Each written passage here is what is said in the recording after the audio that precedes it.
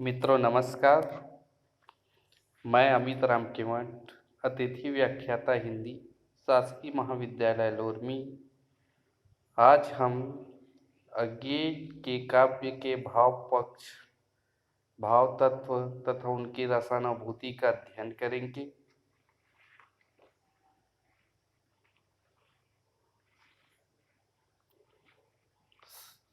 सच्चिदानंद हीरानंद वसायन अज्ञेय जी अपनी श्रेष्ठ रचनाओं के कारण नई कविता के प्रवृत्ति पुरुष माने गए। कवि अज्ञेय तार सप्तक के प्रकाशन काल से अब तक प्रयोगवादी और नई कविता के प्रबल मार्गदर्शक रहे। वे आधुनिक प्रयोगशील नई कविता ने हिंदी कविता प्रेमियों के मानव में अद्भुत हलचल उत्पन्न कर दी।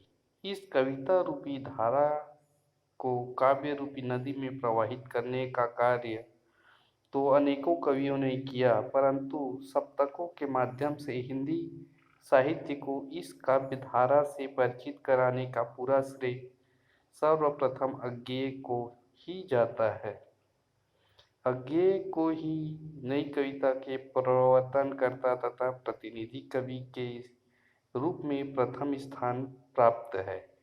इनकी कविताओं से यह ज्ञात होता है कि अज्ञेय की भावना से प्रेम, प्रकृति के, विचार से संस्कृति के, ज्ञान से दर्शन की, कल्पना से मनोविज्ञान के, यथार्थ से आधुनिकता के पोषक रहे हैं। तो मित्रों, आओ देखते हैं अज्ञेय के काव्य के भाव तत्व तथा रसानुभूति। मनुष्य के हृदय में विभिन्न प्रकार के भाव विद्यमान रहते हैं तथा किसी विशेष कारण से सुप्त हुए भाव जागृत हो जाते हैं। भावों की तुलना हम वीणा के तारों से कर सकते हैं। जैसे वीणा के तारों को जब झंकृत किया जाए तभी झंकृत होते हैं, नहीं तो निस्पंद शांत रहते हैं। उसी प्रकार मनुष्य के हृदय में विभिन्न प्रकार की इच्छाएं रहती है तथा भाव का रूप धारण करती है। कवि काव्य के माध्यम से ही अपनी भावों की अभिव्यक्ति कर पाता है। काव्य हृदयोद्यान का एक मनोरम प्रसून है। इनके माध्यम से कल्पना जगत की सारी राग रचित बहुमूल्य अनुभूतियों की प्रत्यक्षीकरण होता है। मानव हृदय की ऊंचाई नापने का यह सरल साधन है। इसमें युग चेतना का संदेश होता है। कवि अपनी कविता के माध्यम से एक मुख्य हृदय में भी प्राण फूंक सकता है। लोगों को काव्य चेतना द्वारा रास्ता दिखा सकता है तथा जो कार्य सहस्त्रों उपदेशों द्वारा संभव न हो सका वह काव्य के माध्यम से कर सकता है। रसानुभूति शब्द का शाब्दिक अर्थ रस की अनुभूति। रस शब्द रस धातु से बना है जिसका अर्थ है आस्वादन करना। रस शब्द के विभिन्न प्रकार के अर्थ विभिन्न कालों में हुए हैं। वैदिक साहित्य में रस को जल के अर्थ में प्रयुक्त किया गया है। तैत्तिरीय उपनिषद की निम्न उक्ति से रस को ब्रह्मा के अर्थ में प्रयुक्त किया गया है। जैसे रसो वैसा रस हृदयोवाय लंबवांड दंडी भवति।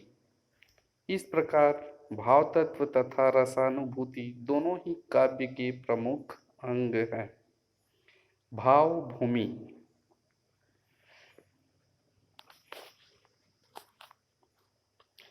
कविता कवि के हृदय भावों की पवित्र अभिव्यक्ति है।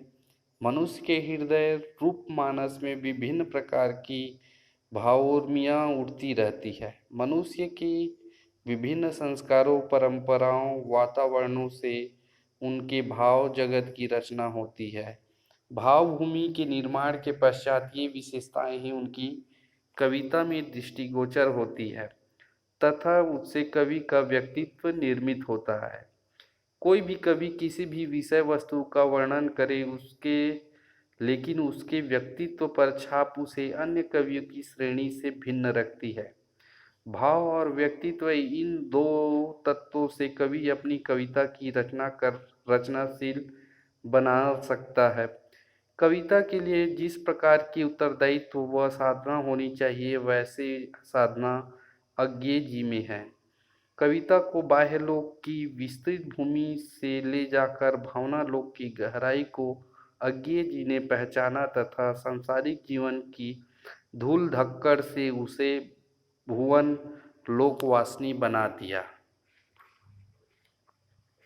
मैं कवि हूँ, दृष्टा उन्मिष्टा संधाता, मैं कृत्य व्यय, मैं सच लिखता हूँ, लिख लिख कर सब झूठ करता जाता है। कविता के सृजन के लिए अनुभूति का खरापन और उस अनुभूति में अपने को समाहित कर देने के भाव को अज्ञे जी ने स्वयं स्वीकारा है। अज्ञे जी की कविता और को अद्वैत भूमि के उपासक हैं। जैसे अभी शक्ति है कवि इस जग को धूली सा अंजलि में लेकर बिखरा दूं, वह जाने दूं या रचूं किसी नूतन की लय पर, तुम मुझको अनंत कृतित्व का भूला राग सुना दो, कवि एक बार फिर गा दो। अज्ञे जी ने अपने कृतित्व को दीपक की भांति साहित्य जगत के आंगन में रखकर उसकी ज्योति से आंगन के पारद्वार की ओर देखने लगते हैं। उदाहरण है, मेरे छोटे घर कुटीर का दिया तुम्हारे मंदिर के विस्तृत आंगन में सहमा सा रख दिया गया। कविता के अंतर्गत अनुभूतियों को अज्ञे जी ने महत्वपूर्ण स्थान प्रदान किया है।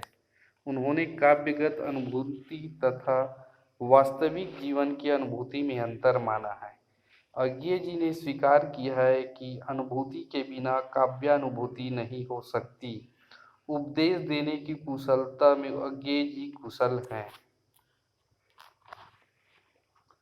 सुनो कवि भावनाएं नहीं है सोता, भावनाएं खाद है केवल, जरा उसको दबा रखो, जरा सा और पकने दो, ताने और रचने दो, अंधेरी तहों की पुष्ट में पिघलने और बचने दो, रिसने और रचने दो, कि उसका सार बनकर चेतना की धारा को उर्वर कर दे।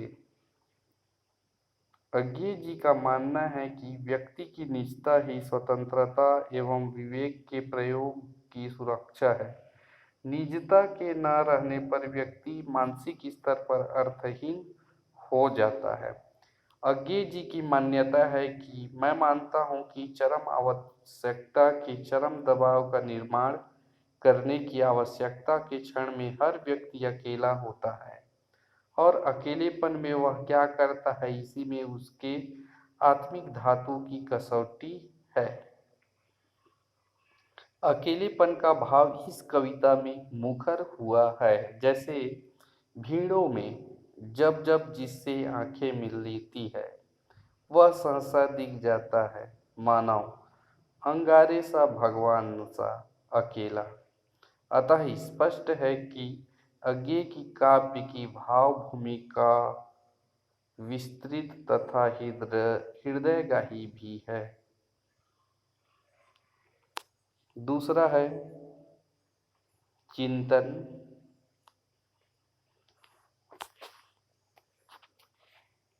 मनुष्य एक चिंतनशील प्राणी है। जब से वह इस पृथ्वी पर अवतीर्ण हुआ है, निरंतर चिंतनशीलता के कारण ही वह अपनी स्थिति को उन्नतिशील की ओर अग्रसर करता रहा। यह चिंतनशीलता का ही प्रमाण है कि जो मनुष्य आदिकाल में पशु तुल्य जीवन व्यतीत करता था, आज वही चिंतन के द्वारा उन्नति करते करते श्रेष्ठ विचारक तथा वैज्ञानिक बन गया है। मनुष्य ने शरीर विज्ञान के महत्व, जिसमें शरीर रचना अनुसार मस्तिष्क का स्थान शीर्ष पर, उसके बाद हृदय का स्थान, सबसे नीचे पेट का स्थान है। प्रकृति के प्रति रागात्मकता ही मानव की प्रारंभिक कविता का आधार है। बुद्धि तथा हृदय की सहायता से ही कविता में चिंतन आने लगा। आज चिंतन द्वारा मानव को यह ज्ञात हो गया है कि महान शक्ति का विस्तार यह पूरा संसार है। अज्ञे जी एक श्रेष्ठ चिंतक साहित्यकार रहे हैं। समाज, व्यक्ति तथा साहित्य तथा रचनात्मक जैसे विषयों पर वे निरंतर सोचते रहे। यही कारण है कि अज्ञे जी के विचार स्पष्ट भाषा में पुष्ट तर्कों के साथ दृष्टिगोचर होते हैं। विचारों का अपना व्यक्तिगत संसार होता है। विभिन्न युगों तथा क्षेत्रों में लेखक अपने विचारों को नए अर्थ तथा संदर्भों में नई प्रासंगिकता के साथ सामने लाता है। अज्ञेय का चिंतन सिर्फ सैद्धांतिक ही नहीं, वे अपने अनुभव को चिंतन की कसौटी पर कसकर सामने लाते हैं, तभी उनका चिंतन जीवन दर्शन का रूप धारण कर लेते हैं। आज आधुनिक युग से जटिल होते हुए रूपों की समस्या को अज्ञेय ने समझा है।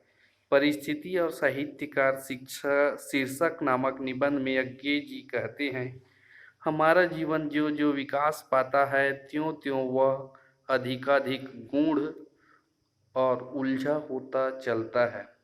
यह स्वाभाविक है, किंतु यह नूतन स्थिति श्रम साध्य होती है और इस श्रम से भागने की पुरानी और सरलतम जीवन प्रणाली की प्रकृति भी स्वभाव तथा उदित होती है। आज वैज्ञानिकता ने मनुष्य को नास्तिक बना दिया है।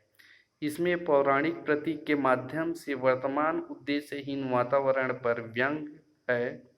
धन्य धन्य गुरुदेव, आपने अंगूठा नहीं मांगा जो, पितरों को तो नहीं तो क्या हम दिखाते। अज्ञेय का तर्क करने वाला मानस जितना प्रखर है, उनके तर्क करने की पद्धति उतनी ही शालीन, संस्कृत और किसी पूर्वाग्रह से मुक्त है। अतः स्पष्ट है कि अपने साहित्यिक चिंतन द्वारा युग का सृजन, संप्रेषण, अनुभूति तथा अभिव्यक्ति उसके ग्रहण के धरातल पर नए प्रतिभा के धनी साहित्यकारों में अज्ञेय का स्थान अद्वितीय है। अगला है कल्पना। साधारण बोलचाल के अंतर्गत कल्पना शब्द का व्यवहार व्यक्ति द्वारा अपने मन में पदार्थ अथवा क्रिया विशेष के बिंब को अंकित कर लेने के लिए होता है। कल्पना शब्द की उत्पत्ति संस्कृत के कलिप धातु से हुआ है, जिसका अर्थ है सृष्टि करना। हिंदी में यह शब्द अंग्रेजी शब्द इमेजिनेशन के समांतर भाव के अभिव्यक्ति करने के लिए प्रयुक्त हुआ है। ज्ञानेंद्रियों द्वारा ग्रहण प्रभाव को मिलाकर नवीन निर्माण करने वाली शक्ति ही कल्पना है। कल्पना ही हमारे चेतन मन की शक्ति है। कल्पना के द्वारा ही साधारण अनुभव रोचक हो उठते हैं। जिस प्रकार भक्ति के लिए उपासना या ध्यान की आवश्यकता होती है, उसी प्रकार भावों के प्रवर्तन के लिए भावना या कल्पना अपेक्षित होती है। कवि एक विचारशील प्राणी है। उनकी बुद्धि अतीत, वर्तमान तथा भूत सभी का सम्यक अवलोकन कर विषय का चयन करती है। असाध्य वीणा में कवि के इसी गुण का दर्शन होता है। प्रियमवत आवाहन करता है, तू गा, मेरे अंधियारे अंतस में आलोक जगा, स्मृति का श्रुति का, तू गा तू गा तू गा तू गा। अज्ञेय जी ने अपनी कल्पना तथा रुचि के अनुरूप अपनी कविता में प्रकृति का श्रृंगारिक रूप का मानवीकरण किया है। जैसे सो रहा झोप अंधियाला नदी की जांग पर, डा से सिहरी हुई यह चांदनी, चोर पैरों से उलझकर झांक जाती है, प्रस्फुटन के दो क्षण का मोल शेफाली, विजय की धूल पर चुपचाप अपने मुग्ध प्राणों से अनजाने आंक जाती है। प्रस्तुत कविता में नदी के किनारे अंधेरा है, चांदनी ज्योति करती है और शेफाली उसे आंक लेती है। श्रृंगारिका दृश्य के लिए अंधियारे को पुरुष तथा नदी को स्त्री बनाया। प्रकृति की विभिन्न वस्तुओं को कवि ज्यों का त्यों पसंद नहीं करता, बल्कि उसे अपनी कल्पना से हजारों रंग भर हमारे सम्मुख प्रस्तुत करता है। कवि भूरे पानी में अपनी कल्पना शक्ति के माध्यम से भरे आंचल की कल्पना करता है। मतियाया सा भूरा पानी, छिगलिया भरे छिजे अचल सी, ज्यों त्यों बिछी धरा पानी। इसी प्रकार कवि कल्पना जगत में विचरण करता हुआ हवाई यात्रा में उसे बैल ऊपर से देखने पर सफ़ेद रंग के चींटे के समान दृष्टिगोचर होते हैं तथा कुएं का मुंह मत्स्य के समान दिखाई दे रहा है। उदाहरणार्थ है, इधर रहा यह गोर हटका, काले चिट्ठे चींटे खींच रहे हैं एक सुरमुचु, सुरमेदानी नहीं दिखती मत्स्य कुएं का मुख है। अज्ञे जी ने समाज के भारतीय किसान के यथार्थ चित्र अपनी कल्पना द्वारा प्रस्तुत किया है। जैसे सही जगह जो उपजाता है, अन्न पालता सबको, उसकी झुकी कमर है। सभी जगह है प्रश्न कि क्या दोगे, कितना दे सकते हो। कवि जीवन के सहज क्रम की व्याख्या करते हुए कहता है कि हम वर्तमान में भूत की स्मृति रखते हैं तथा कुछ लोग वर्तमान में सिर्फ भविष्य के सुंदर ख्वाबों की कल्पना करते रहते हैं तथा अतीत को उपेक्षित करते हैं। कवि ने इस विषय की विवेचना करते हुए हमें ज्ञात कराया है कि वर्तमान वर्तमान है, हम वर्तमान में ही जी सकते हैं। प्रस्तुत कविता में सूरज के झाग से उछली पानी की बूंद के सौंदर्य से एक आंतरिक आलोक का अनुभव होता है। मैंने देखा एक बूंद सहसा उछली सागर के झाग से, रंगी गई क्षण भर ढलते सूरज की आग से, मुझको दिख गया सुने विराट के सम्मुख, हर आलोक छुआ अपनापन है उन्मोचन नश्वरता के दाग से। कल्पना के अभाव में काव्य के काव्य तत्व का कोई अस्तित्व नहीं दिखता। जब कवि कल्पनाओं का धनी होगा तभी वह सार्वभौमिक और सार्वकालिक हृदय ग्राही काव्य का सृजन करेगा। अज्ञे जी काव्य कलाओं के धनी हैं। अगला है माधुर्य। माधुर्य अज्ञे जी काव्य मनीषा माधुर्य के प्रयोग में सिद्ध हस्त हैं। यही कारण है उनकी काव्य नवीनता, मधुरता, अम्लनता और सरलता से युक्त है। कुशलता से अपनी बात कहने में अज्ञे जी सिद्ध हस्त हैं। उनकी कविताओं में माधुर्य भाव दृष्टिगोचर होता है। अज्ञे जी का भाव उनके आगे विशिष्ट माधुर्य में दृष्टव्य है। फिर उठे हम मुड़े चलने को, जब नैन मिले हुए मानो जलने को, एक को जो कहना था दूसरे ने सुन लिया। उपरोक्त कविता में प्रेम की वेदना का भाव चित्रित हुआ है। करुणा से युक्त एक और उदाहरण दृष्टव्य है। आज धूल के जग में बंधन एक एक कर टूटेंगे, निर्मम में निर्मम बसंत बस अविरल भर भर कर फटेंगे। प्रस्तुत कविता में प्रेमी हृदय की करुणा का भाव चित्रित हुआ है। कविता में प्रेम की पीड़ा का माधुर्य भाव का चित्रण है। केवल बना रहे विस्तार हमारा बोध, केवल बना रहा विस्तार हमारा बोध, मुक्ति का सीमाहीन खुलेपन का ही। प्रस्तुत उदाहरण में माधुर्य भाव बहुत ही सहजता से दृष्टिगोचर होता है। इसमें प्रेम करने तथा छोड़ने की पूरी छूट है और प्रेम अपने माधुर्य भाव से ओतप्रोत है। प्रस्तुत उदाहरण में हमारा बोध शब्द ही अज्ञेय की माधुर्य की पर्याप्तता है। विवश जीवन की निरूपता की मर्मभेदी चित्रण में अज्ञेय जी की शैली जादू सा जगाती है। अतः स्पष्ट है कि अज्ञेय जी का माधुर्य भाव कहीं व्यंग्यात्मक तो कहीं प्रेम से सिक्त दृष्टिगोचर होता है। अगला है सौंदर्य चेतना। सौंदर्य शास्त्र शब्द की उत्पत्ति अंग्रेजी के एस्थेटिक्स शब्द का विकास से हुआ है। एस्थेटिक्स शब्द का विकास ग्रीक भाषा के एस्थेसिस शब्द से हुआ। मूल शब्द एस्थेटिकोस का अर्थ है इंद्रिय गोचर वस्तुओं से संबंधित। मनुष्य की सभ्यता के विकास के साथ विकासशील सौंदर्य चेतना का इतिहास भी निहित है। सौंदर्य पक्षी मानव मूल्यों के विकास में जहाँ विभिन्न कलाओं का विकास किया, वही सौंदर्य चेतना की विकसित अवस्था ने विभिन्न कला रूपों को निकट भी ला दिया। सौंदर्य के प्रति प्रत्येक युग के कवि का मोह रहा है। उसने काव्य के माध्यम से सौंदर्य के सैकड़ों चित्र अपनी कल्पना की तुलिका द्वारा उभारे हैं। प्रकृति सौंदर्य मानव को बहुत आकर्षित करता है।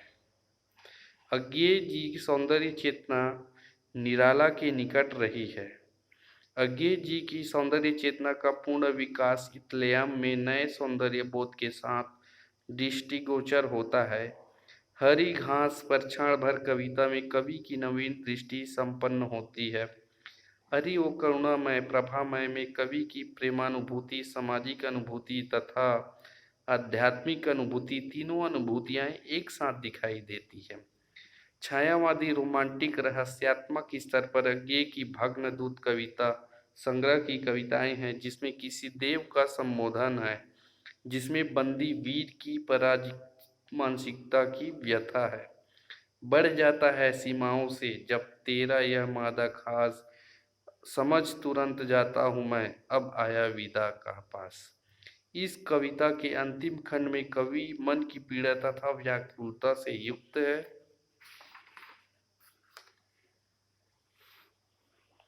पर मैं अखिल विश्व की पीड़ा संचित कर रहा हूँ, क्योंकि मैं जीवन का कवि हूँ। चिंता में नारी पुरुष संबंधों का द्वंद्व है। यहाँ कवि की सौंदर्य चेतना नारी मनोविज्ञान को कवि बड़ी सहजता से प्रस्तुत कर रहा है। प्रिय आओ इसकी शीत फेनिल स्मित के नीचे, तप्त किंतु कंपन स्लत हाथ मिलाकर, शोषित के प्रवाह में जीवन का शैथिल्य भुलाकर, किसी अनिर्वंच सुख से आंखें नीचे, हम खो जाएं व्यक्ति पार्थक्य मिटाकर। उपरोक्त बावरा हेरी की कविता में कवि मृत्यु की अनिवार्यता की विवेचना करते हुए मृत्यु को जीवन की पूर्वगामी नहीं पश्चगामी मानता है। कवि की आस्था जीवन में है, जैसे उभरने के लिए जीवन, यद्यपि भरने के लिए सिरह झरने के लिए। इसी प्रकार बावरा हेरी में कवि अपने क्षणभंगुर जीवन से प्रकाश की मांग करता है, जिससे वह दूसरे को कुछ देता रहे। इससे कवि का सामाजिकता स्वर मुखर हुआ है। मेरा जीवन घास की पत्ती से झूलती हुई यह अनजानी ओज बूंद सूर्य की पहली किरण से जगमगा उठे और स्वयं किरणें विकृत करने लगे। अज्ञेय जी ने प्रकृति के परिवेश में मन स्थिति का खुलकर चित्रण किया है। जैसे बदली की सांझ, वहाँ रात, खुल गई नाव, विदा, बसंत की बदली इत्यादि कविताओं में व्यक्तिगत वेदना पीड़ा का स्वर मुखर हुआ है। कवि ने प्रस्तुत कविता में अपने मन की दशाओं का चित्र प्रस्तुत किया है। मंजरी की गंध भारी हो गई है, अलस है गुंजार भौरे की, अलल और उदास, क्लांत पीको रह तड़प रहा कुकता है, जा रहा मधुमास मुस्कुराते रूप, तुम कदाचित न भी जाते यह विदा है। इसी प्रकार नारी शरीर की कोमलता, मृदुलता तथा सौंदर्य को अज्ञे जी ने छिछली घास तथा कलगी छरहरे बाजरे की जैसे प्रतीकों के माध्यम से व्यक्त किया है। अगर मैं यह कहूँ, छिछली घास तुम लहराती हवा में कलगी छरहरी बाजरे की, अतः स्पष्ट है कवि किसी धारा से आक्रांत नहीं हुआ, उनके पास अपनी जीवन दृष्टि है। अगला है रसानुभूति।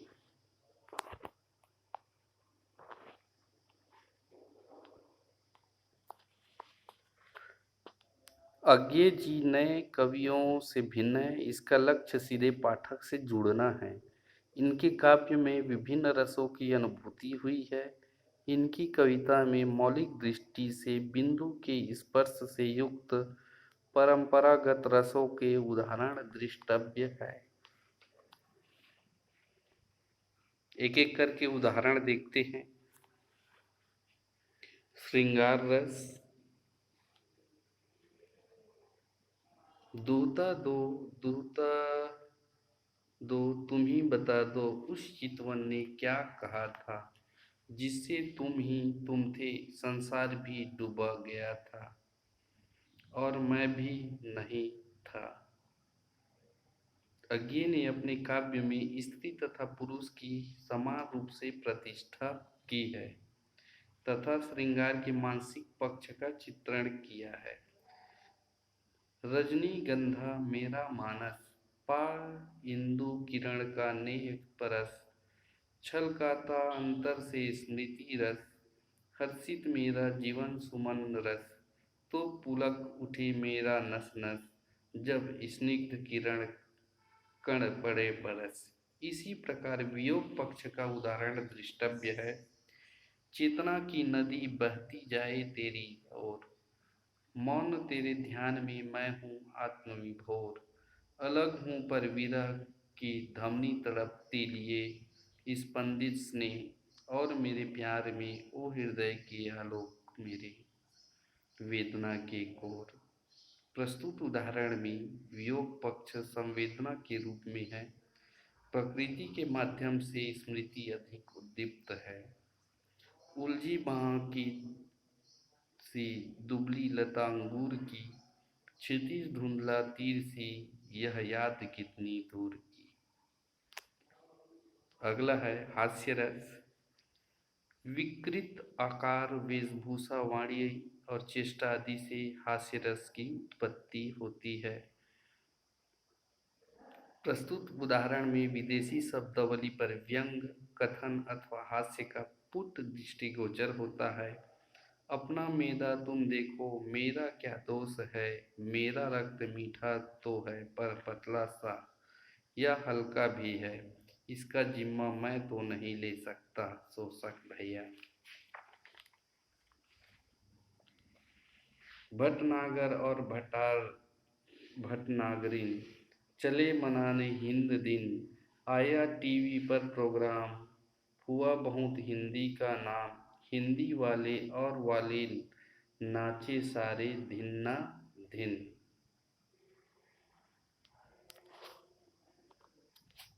करुण रस। किसी प्रिय व्यक्ति अथवा इच्छित वस्तु के विनाश पर अनिष्ट की प्राप्ति के कारण करुण रस की निष्पत्ति होती है। अनाथ बालक की अर्थी को ले जाने वालों में ममत्वमयी तीक्ष्ण पीड़ा अथवा वेदना का वर्णन है। जैसे अनाथ शिशु की अर्थी को ले जाते हैं लोग, उठाए गोद मगर तीखी पीड़ा के बोध बिना, वैसे ही एक हवा सी बार बार ढोती स्मृतियों का भार थकी सी मुझ में होकर बह जाती है। रौद्र रस का उदाहरण है।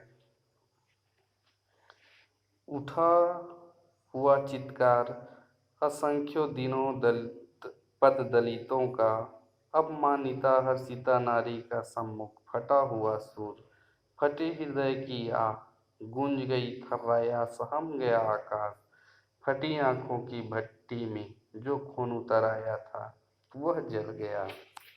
वीर रस का उदाहरण है, तुम सत्ताधारी मानव के सौ पर आसीन, जीवन के चिर रिपु विकास के प्रतिद्वंदी प्राचीन। तुम शमशान के देव सुनो यह रणभेरी की तान, आज तुम्हें ललकार रहा हूँ सुनो घृणा का गान। भयानक रस का उदाहरण है, ऊपर साए साए बाहर कुछ सरक रहा दबे पाँव, अंधकार में आंखों के अंगारे वह हिले, वहां क्या उतरा वह रोए सिहर रहे। ठिठुरा तन भीतर कहीं धुकी, वह क्या पसरा वह पथराया मन सांस रुकी। हौसला दरक रहा वे आते होंगे ले जाएंगे कुछ क्या कोई किसे कौन। विभत्स रस का उदाहरण है, मैंने देखा वहाँ करोड़ों भवकों में फिर उफन उफन कर भस्मीभूत अस्थियों की अनगिनत पर छनती स्तर की छन्नी में छन कर एक मनमोहक उन्माद झिलमिल निर्भर रूप ग्रहण का वही रक्त बढ़ता आता था मेरी मोहन मदिरा बनकर। अद्भुत रस का उदाहरण है, आ मुझे बला आ मुझे भला तू तर बीच के तारों में अपने से गा, अपने को गा, अपने खग कुल को मुखरित कर, अपनी छाया में पले दृगों की चौकड़ियों को ताल बांध, अपने छाया तप दृष्टि पवन पल्लव सुकमन की लय, अपने जीवन संचय को कर छंद युक्त, अपनी प्रजा को वाली दे। तू गा तू गा तू सन्निधि पा तू खो, तू आ तू हो, तू गा तू गा तू गा। शांत रस का उदाहरण है, विश्वदेव यदि एक बार पाकर तेरी दया अपार हो उन्मुक्त मूला संसार, मैं ही विकसित कंपित होकर नश्वरता की संज्ञा खोकर हंसकर गाकर चुप हो रोकर क्षण भर झंकृत हो विलीन हूँ होता तुमसे एकाकार बस एक बार। वात्सल्य रस का उदाहरण दृष्टव्य है अभी कुछ और जो कहा नहीं गया, उठी एक किरण धाई क्षितिज को नाप गई, सुख की स्मृति कलक भरी निर्धन की नैनकों में कांप गई, बच्चे ने किलक भरी माँ की वह नस नस में व्याप गई, अधूरी हो पर सहज ही भी अनुभूति, मेरी लाज मुझे साज बन ढाप गई, फिर मुझ में सब में से रहा नहीं गया, पर कुछ और रहा जो कहा नहीं गया। इसी प्रकार संक्षेप में हम कर सकते हैं कि अज्ञे के काव्य में प्रायः सभी रसों का परिपाक हुआ है। यद्यपि इन रसों के लिए कवि ने अपनी ओर से कोई विशेष प्रयास नहीं किया, तो भी स्वतः इसमें रसात्मकता आ गई है। अगला है प्रकृति चित्रण।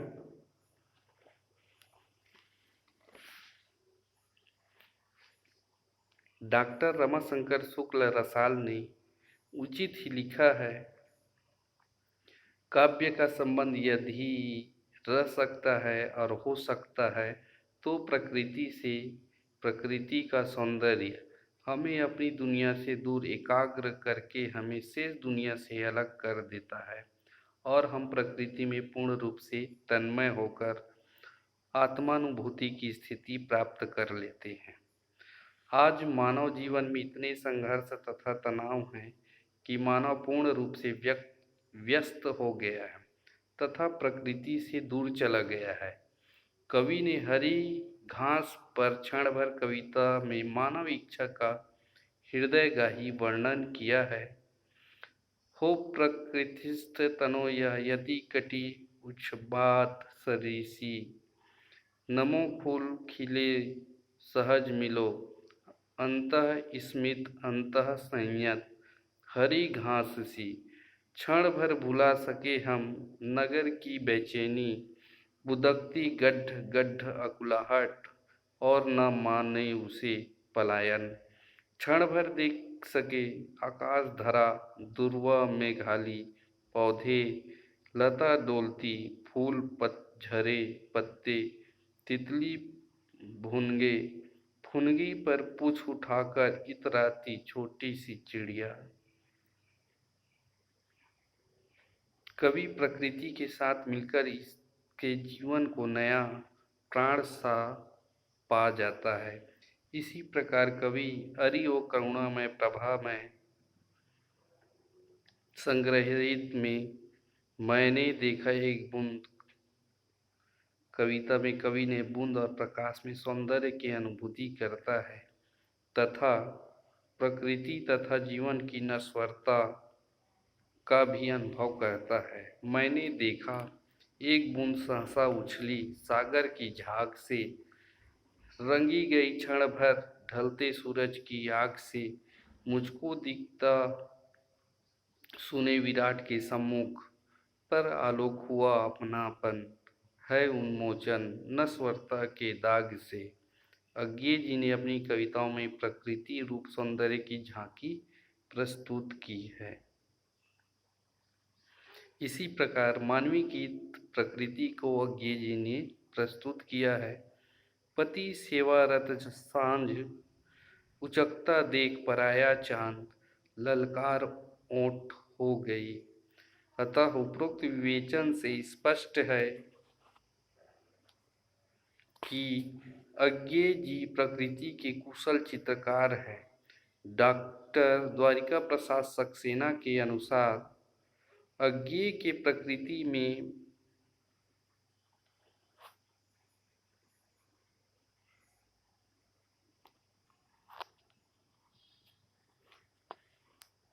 अज्ञे की प्रकृति में भारतीय सांस्कृतिक परंपरा का सौंदर्य है, कल्पना का लालित्य है, अनुभूति की सरलता है और सृष्टि की ताजगी, जिससे कवि ने सुंदर सुंदर काव्य ग्राम्य चित्रपटों की सजीव अवतारणा की है।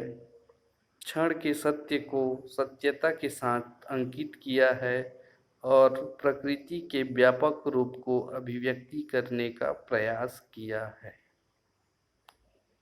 यह था मित्रों अज्ञे के काव्य का भाव तत्व तथा रसानुभूति तथा इनके काव्य में प्रयुक्त